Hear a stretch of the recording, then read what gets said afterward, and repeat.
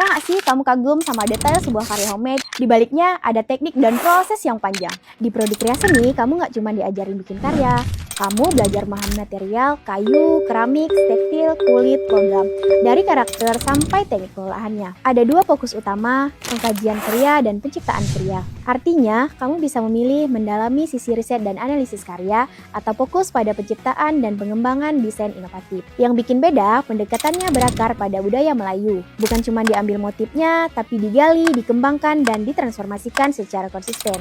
Di sini, kriya bukan sekedar kerajinan, ia adalah karya yang punya konsep, identitas, dan nilai ekonomi. Pembelajaran juga mendorong kamu memanfaatkan teknologi supaya karya-karyamu bisa bersaing bukan hanya lokal, tapi global. Lulusannya bisa jadi wirausaha, desainer kriya, peneliti, kurator, bahkan masuk ke sektor pemerintah seperti UMKM dan kebudayaan. Karena kriya hari ini bukan soal tradisi, tapi juga peluang industri kreatif. Kalau kamu suka kerja detail dan eksplor material, dan ingin karya yang kamu buat punya nilai lebih dari estetik, kriya bisa jadi jalur yang serius untuk dikembangkan.